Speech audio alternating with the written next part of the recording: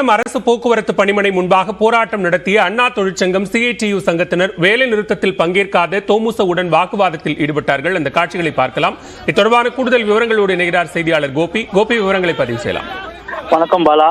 தமிழகம் முழுவதும் போக்குவரத்து கழகத்தினர் ஆரம்ப கோரிக்கைகளை வலியுறுத்தி போராட்டத்தில் ஈடுபட்டு வருகின்ற நிலையில் குடியாத்தம் போக்குவரத்து பணிமனை முன் இந்த பணிமனையில் சுமார் 68 பேருந்துகள் இந்த பணிமனைக்கு இயக்கப்பட்டு வருகிறது. இன்று போராட்டத்தின் போது 25க்கும் மேற்பட்ட போக்குவரத்து பேருந்துகள் இயக்கப்பட்டு வருகின்ற நிலையில் இதனை பார்வையிடுவதற்காக குடியாத்தம் திமுக சட்டமன்ற எம்எல்ஏ அமுலு மற்றும் நகர தலைவர் சவுந்தரராஜன் ஒன்றிய தலைவர் சத்யானந்தம் மற்றும் கட்சியினர் திமுக கட்சியினர் பார்வையிட்டு இருந்த போது இந்த பணிமனை முன் எதிரே நின்று கொண்டிருந்த அதிமுக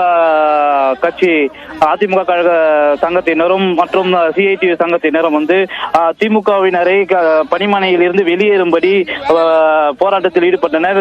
போராட்டத்தின் போது பேருந்து உள்ளே வரும்போது பேருந்து முன் அமர்ந்து போராட்டத்தில் ஈடுபட்டிருந்த போது திமுகவினருக்கும் அதிமுக கழக தொழிற்சங்கத்தினரும் சிஐடி தொழிற்சங்கத்தினருக்கும் வாக்குவாதம் ஏற்பட்டு இதனைத் தொடர்ந்து இருவருக்கும் தள்ளுமுள்ளும் கைகலப்பும் ஏற்பட்டது.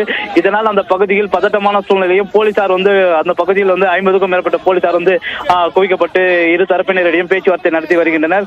இருப்பினும் அதிமுக தொழிற்சங்கத்தினரும் சிஐடி தொழிற்சங்கத்தினரும் தொடர்ந்து கட்சியினரையும் எம்எல்ஏவும் பணிமனையில் இருந்து வெளியேறும்படி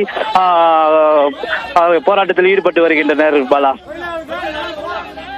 நன்றி கோபி, விரிவான விவரங்களை பதிவு செய்தமைக்கு.